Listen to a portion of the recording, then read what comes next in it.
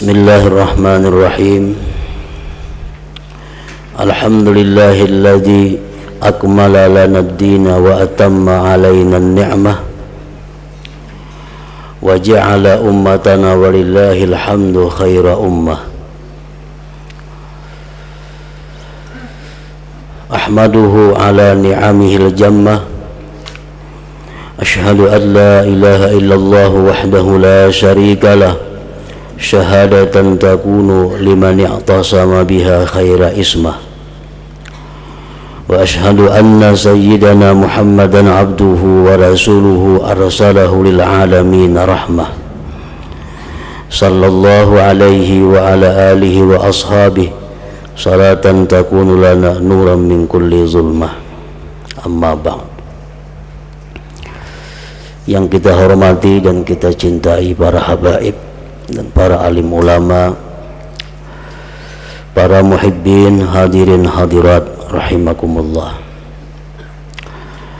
Puji syukur senantiasa kita haturkan kehadirat Allah Subhanahu wa ta'ala yang selalu memberikan kita kesempatan, memberikan kita taufik hidayah sehingga kita selalu bisa berbakti dan taat kepadanya.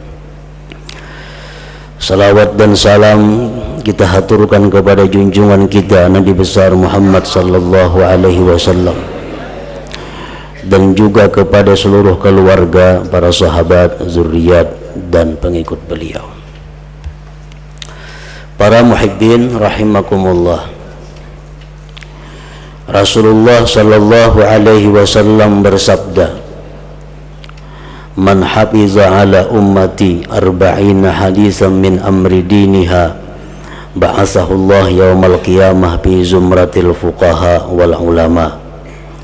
Wa fi riwayat, "Wa kuntu lahu yaumal qiyamati syafi'aw wa syahida." Wa fi riwayat, "Qila lahu udkhul min ayyi abwabil jannati syi'ta." Yang artinya,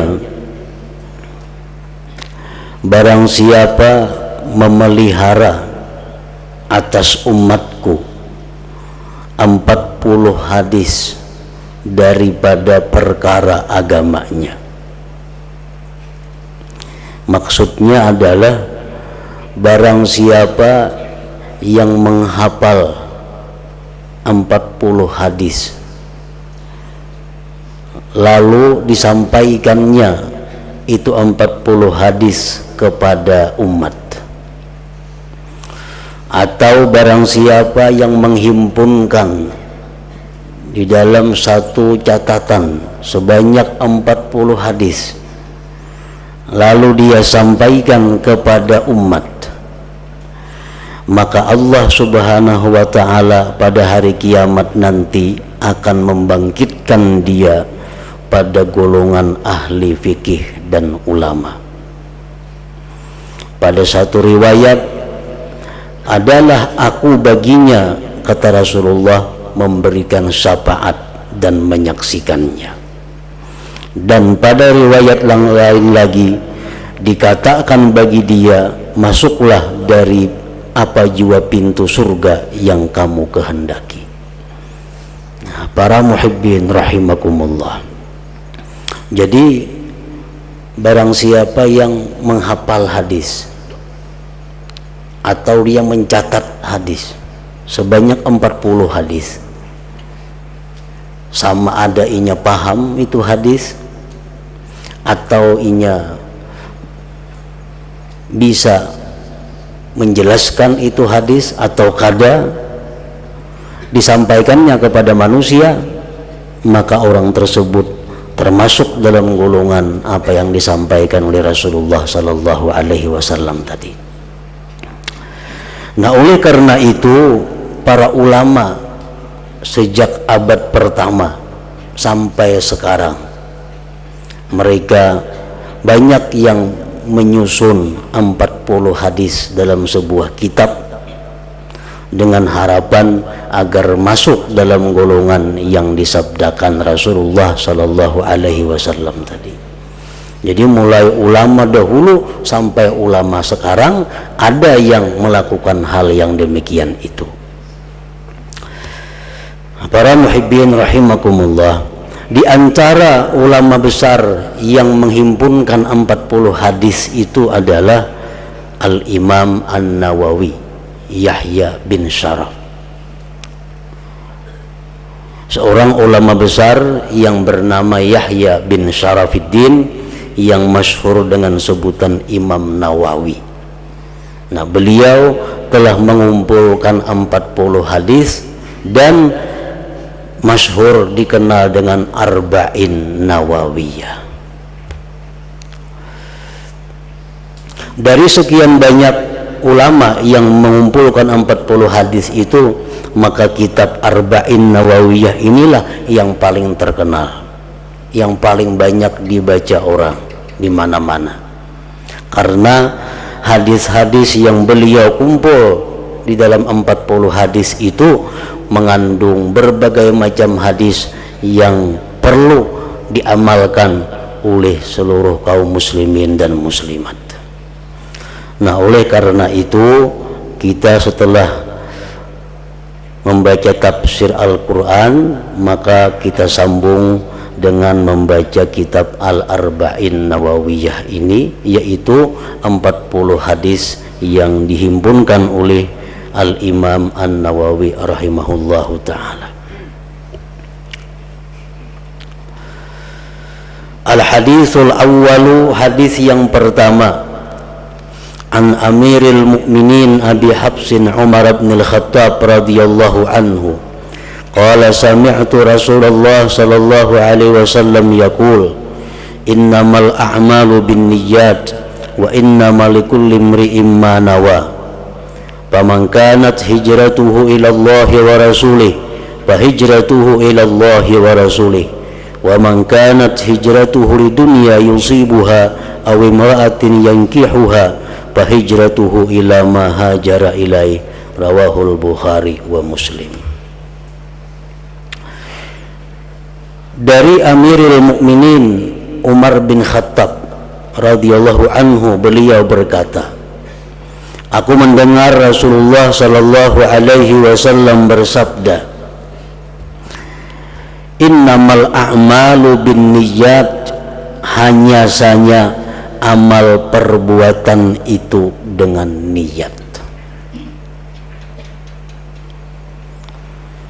Kebanyakan dari para ulama menjelaskan bahwa amal perbuatan itu umumnya, kebanyakannya hanya sah apabila ada niat.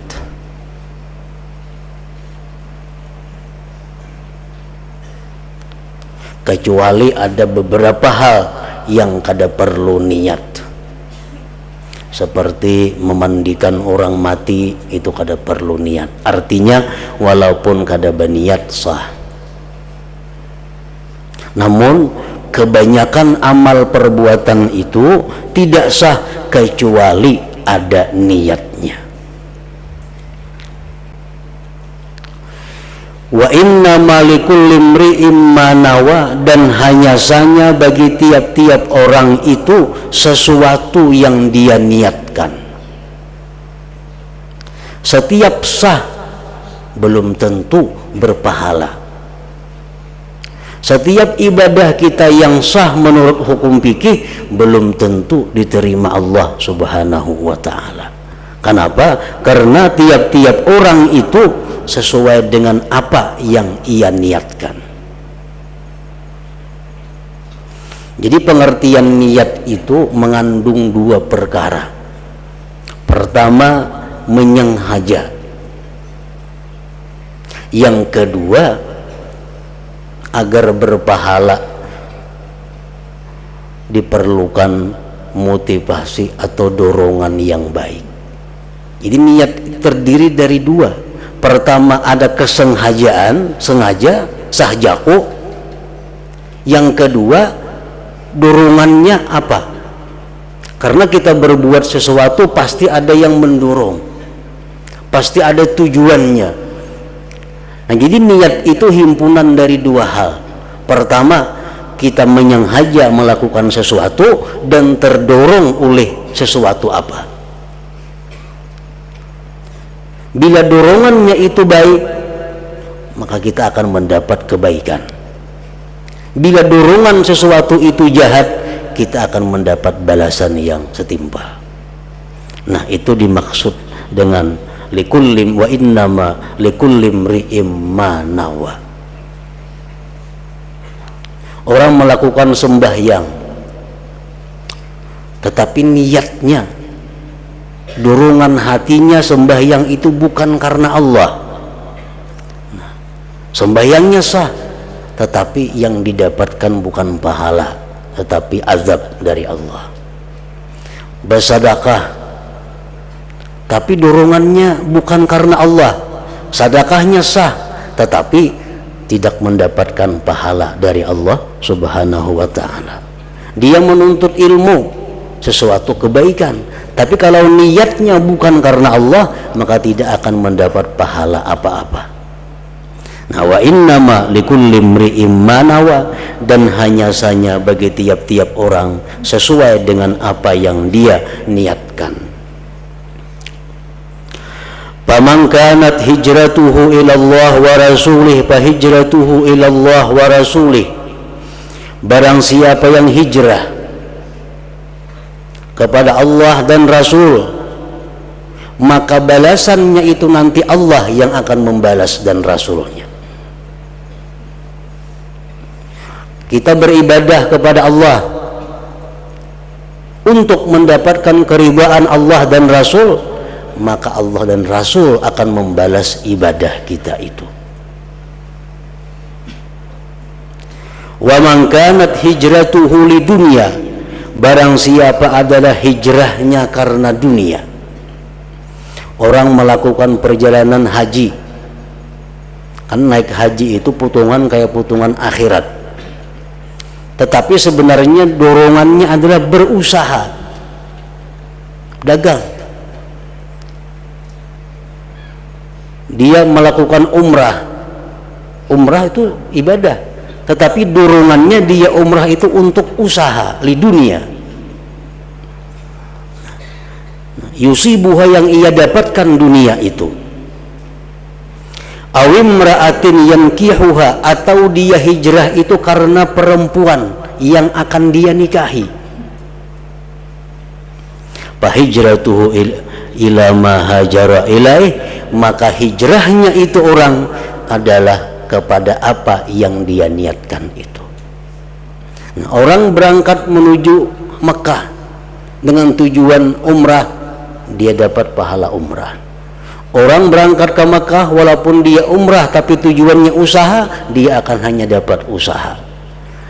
Atau tujuannya karena hanya ingin mengawini perempuan, maka hanya itulah balasan yang didapatnya. Nah, ini hadis riwayat Bukhari Muslim. Para muhibbin rahimakumullah, para ulama menyimpulkan bahwa ini hadis merupakan standar ukuran bagi baiknya sebuah amal. Fahaisu salahat salahal amal, wahaisu fasadat fasadal amal. Bila mana niat itu baik, amal pun akan baik. Bila mana niat itu rusak, maka amal pun akan ikut rusak. Nah, jadi niat itu adalah merupakan segala-galanya dalam amal ibadah kita kepada Allah Subhanahu wa ta'ala. Para muhibbin rahimakumullah, Rasulullah sallallahu alaihi wasallam bersabda, niyatul mu'min ablagu min amali wa niyatul fajir syarrun min amali. Rawahu Abu Nuaim. Niat orang yang beriman itu lebih sampai daripada amalnya, dan niat orang yang jahat, orang yang kafir, lebih jahat dari amalnya.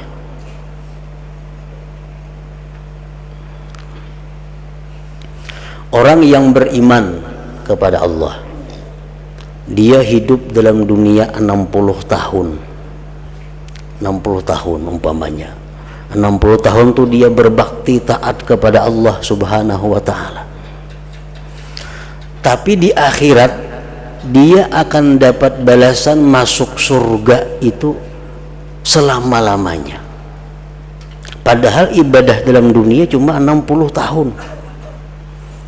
Tapi Allah membalas surga selama-lamanya, sepanjang masa. Kenapa sebabnya? Karena niat. Sebab orang beriman itu berniat dalam hatinya, andai kata dia diberi umur sepanjang masa, dia akan taat kepada Allah Subhanahu wa ta'ala. Nah, sehingga dia umur 60 tahun dia wafat, tapi niatnya sebenarnya taat kepada Allah sepanjang masa. Nah, maka dia dibalas surga lebih daripada amal perbuatan kebaikan di dalam dunia itu, karena niatnya. Dan niat orang yang kafir lebih jahat dari amalnya. Orang kafir 60 tahun menyembah berhala, 60 tahun menyembah matahari, mati masuk neraka selama-lamanya. Selama-lamanya masuk neraka. Padahal ini kafir dalam dunia cuma 60 tahun, tapi disiksa neraka selama-lamanya. Karena apa? Karena niatnya. Karena si kafir ini punya niat, andai kata dia hidup sepanjang masa, dia akan kafir kepada Allah. Nah, jadi itulah Rasulullah menyatakan niyatul mu'min ablag min amalihi wa niyatul fajir syarrun min amalihi.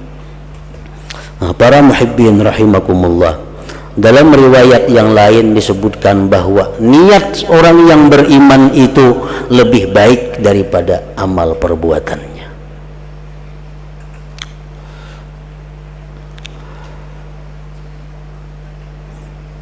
Antara lain lagi kebaikan niat itu, an-niyat tahtamilu ta'addud bil amalil wahid.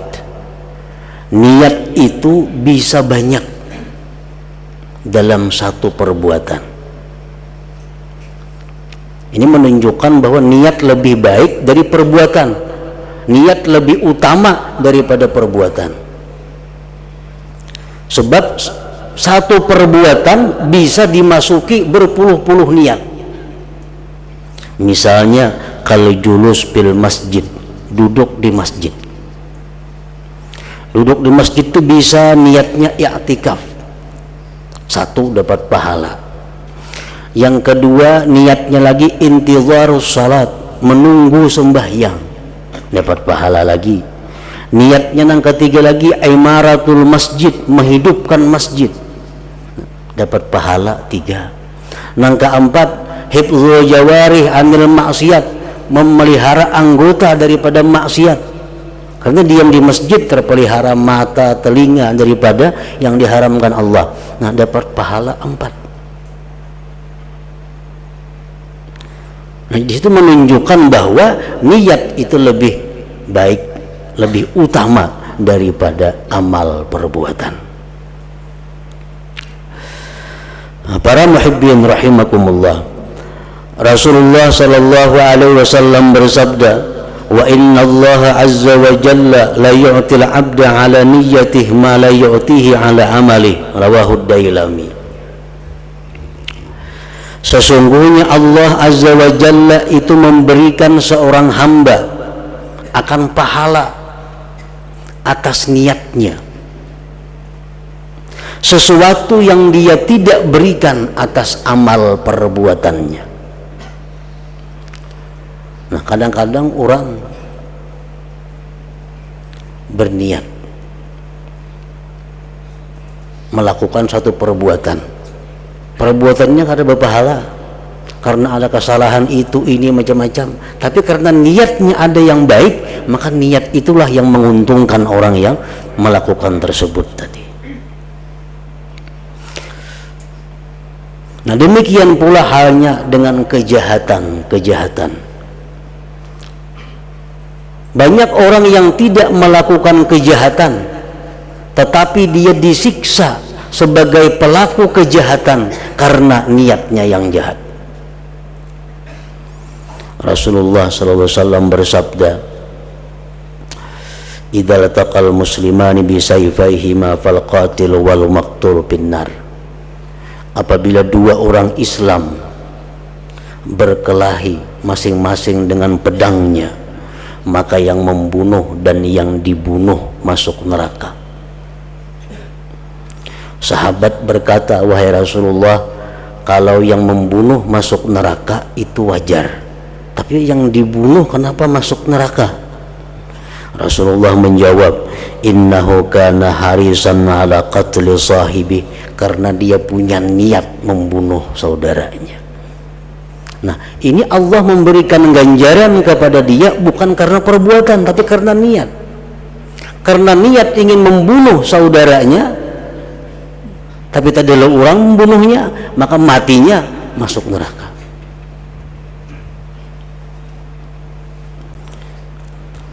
Rasulullah bersabda lagi, inna bil madinati la rijalan masirtum masiran walakata'tum wadiya illa syarikukum bil ajar habasahumul marad, rawahu Muslim. Ujar Nabi kita, dalam satu peperangan jauh dari Madinah, ujar Nabi kita, di Madinah itu ada beberapa orang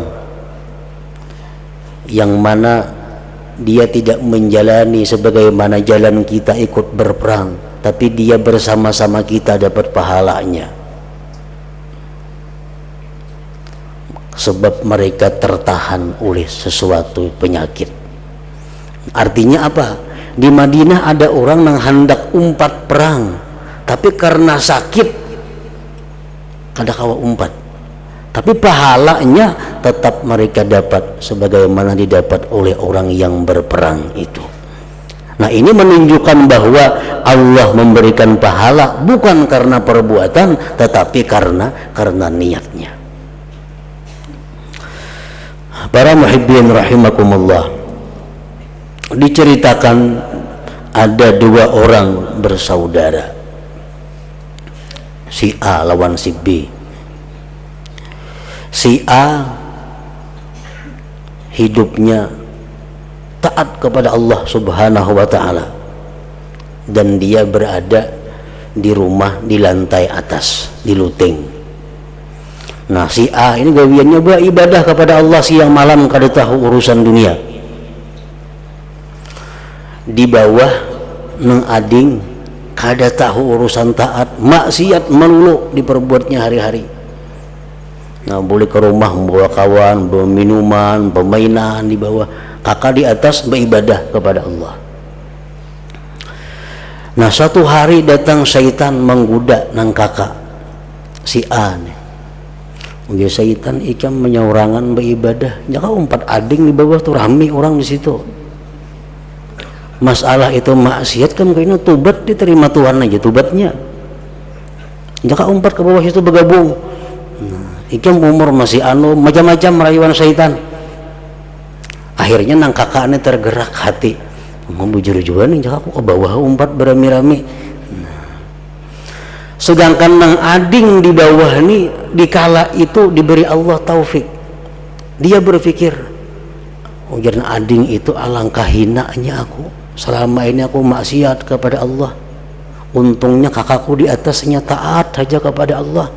Jika aku ini umpat ke atas luting, aku tinggalkan bawah ini rana sudah.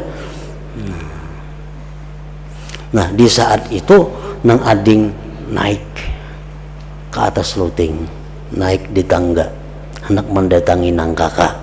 Nang kakak hendak turun mendatangi nang ading ke bawah dengan niat masing-masing. Begitu nang kakak hendak turun, gugur nang kakak, takana nang ading mati kedua-duanya. Nah, di akhirat nanti nang kakak ini dihalau bersama orang-orang yang maksiat kepada Allah Subhanahu wa ta'ala, sedangkan yang ading ini dihalau bersama orang-orang yang taat kepada Allah Subhanahu wa ta'ala. Kenapa sebabnya? Karena niatnya. Nah, para muhibbin rahimakumullah, nah jadi sedemikian penting masalah niat.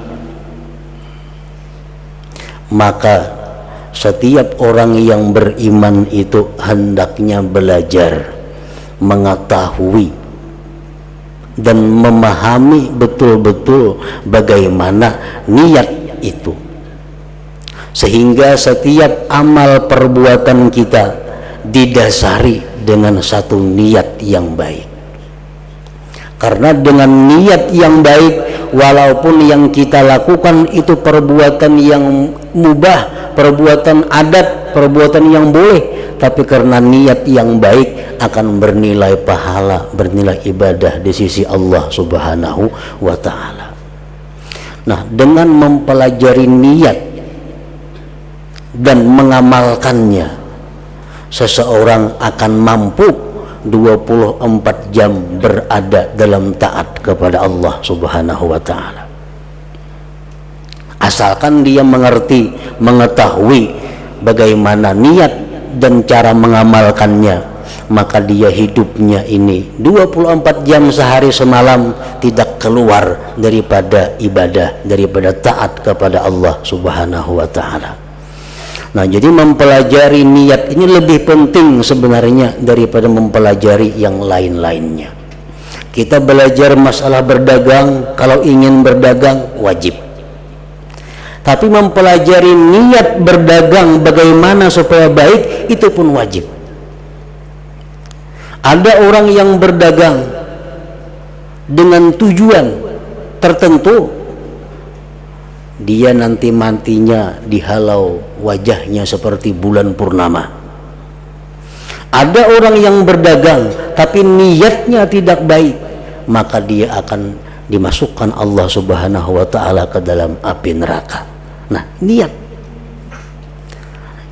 Demikian pula halnya perbuatan-perbuatan lain.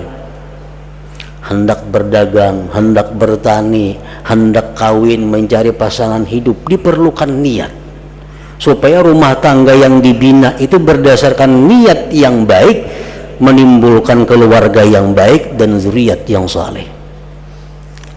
Nah, jadi belajar niat, memperdalam masalah niat adalah satu kewajiban bagi setiap orang yang beriman kepada Allah Subhanahu wa ta'ala.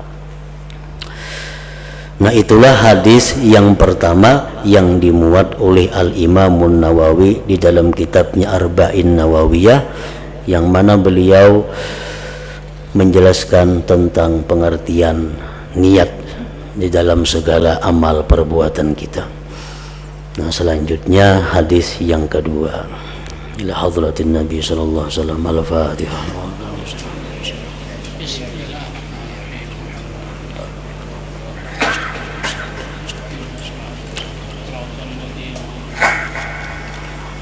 أشهد أن لا إله إلا الله وحده لا شريك له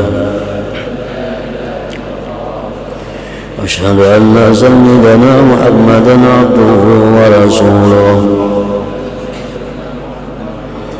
لا إله إلا الله نستغفر الله لا إله إلا الله